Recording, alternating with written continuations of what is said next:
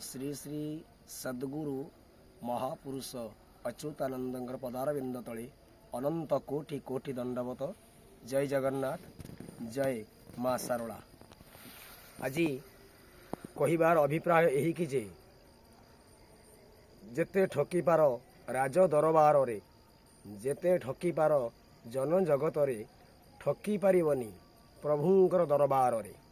ए संसार रे समस्ते मानव रूपरे एवं अनेक पशु पक्षी रूपरे संसार समस्ते जन्म नहीं, किंतु ठकीबार सीमा अच्छी। किंतु राजस्व ठकी पारिबो, किंतु जगत रे ठकी पारिबो, किंतु भगवान को दरबार ठकी पारिबो नाही। कहिबार यही कि जे आज ओडिशार जो भुवनेश्वर निकटस्थ जो सिद्ध सन्थंकर मुनि ऋषि मानकर तपस्या स्थली खंडगिरी, ए खंडगिरी रे जो नवरात्र धुनी पड़िबो एवं माघ मेला करा जिवो। एई माघ मेला रे अनेक आत्मघोषित खोल पिंधा एवं आत्मघोषित बाबाजी रूपरे आज भगवान को नाम रे हरिलुट करी, भगवान को नाम रे भगवान को नाम को बिक्री करी आज संसार पोषिबारे लागिछंती। ताहा केते दूर यथार्थ? आपण मानक प्रश्न। जदि आमे साधु हेबा, सन्यासी हेबा, ब्रह्मचारी हेबा एवं संत हेबा, ताले निष्काम भावरे निस्वार्थ भावरे प्रभुंक समर्पण होई समाजर कल्याण निमंते, जगतर कल्याण निमंते, विश्वर कल्याण निमंते आमे भगवान नाम जप तप करिबा। तेणु ए जो खंडगिरी रे साधु मेला हेबाकु जाऊ अछि, विगत 2024 मसीहा कथा आमे कहूचु। 2024 मसीहार एवं 25 मसीहार जो खंडगिरी रो साधु मेला हेला, से साधु मेला रे अनेक कहा नाम मु नबाकु जाऊ नाही, एमती अनेक रावण मुखा राक्षस रूपी साधु रूपरे भगवान को नाम रे हरिलुट करी परिवार पोषिबा पई खंडगिरी नाम रे हरिलुट करिसंती। ताहा आपण मानक मु किछि दिन पर स्पष्टवाद करबाकु जाउछि जे जो आत्मघोषित बाबाजी माने भगवान को नाम रे खंडगिरी रो माघ मेला पई जो आत्मस्वत करिसंती, ताहा सेई मानकु हिसाब देबाकु पड़िबो। 2026 मसीहा खंडगिरी साधु मेला रे ताही आपणक पाई भयंकर सृष्टि हेबो। एबे भी समय अछि, सुधुरी जाओ। भगवान को नाम नहीं ठकीबाकु चेष्टा कर नाही।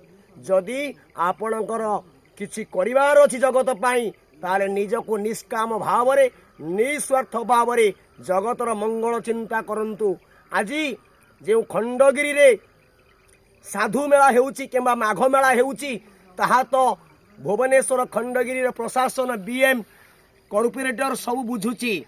तेणु आपण माने कहीं आत्मघोषित नाम रे भगवान को नाम को बिक्री करी विभिन्न धर्म नाम प्रचार करी पंचसखा को नाम को बिक्री करी कहीं हरिलुट करी आपण माने निजर संसार को पोषिबार चिंता करिसेंती। आपण मानकर जदि संसार चिंता अछि, पिला छुआंकर चिंता अछि, ताहाले आपण पैंट सार्ट पिंधंतु, आउ साधुर वस्त्र पिंधिबा कोनोसी आवश्यक नाही। तेणु ताही आपणक पई भल हेबो। तेणु आपण ओपरे हरि हरि भितरे अबकारी करी ताहा धर्म को ठकीबा पई चेष्टा करंतु नाही। जे कोनोसी जैनिक व्यक्ति कहा नाम आमे नेबाकु जाहु नाउ। ए ओडिशा मध्यरे, ए ओडिशा राज्य रे जे भगवान को नाम को बिक्री करी हरिलुट करबाकु चाहिबो, ताहा पछरे सदा सर्वदा भगवान को नाम रे आमे स्वर उत्तोलन करिबु, धर्म पाई लढिबु। जे अधर्म करिबो ता पछरे आमे स्वर उत्तोलन करिबु। ताही सत्य सत्य सत्य त्रिभार सत्य। तेणु आपण मानकु निवेदन करूछु, आज ओडिशार राज्यर मुख्यमंत्री श्रीयुक्त मोहन चरण माझी को आमे निवेदन करूछु, खंडगिरी प्रशासन को आमे निवेदन करूछु। आज 2026 मसीह जो हेबाकु जाऊ अछि साधु मेला एवं माघ मेला, से माघ मेला को सुरक्षित करबा पाई ये भांडामी मानकु प्रशय दिया न जाऊ, भांडामी मानकु प्रशय न दिया जाऊ, ताही त्रिवार सत्य। आज जो बीएम आज जो दायित्व बुझुंट से बीएम सरकार को आम अनेक अनेक धन्यवाद कहूँ।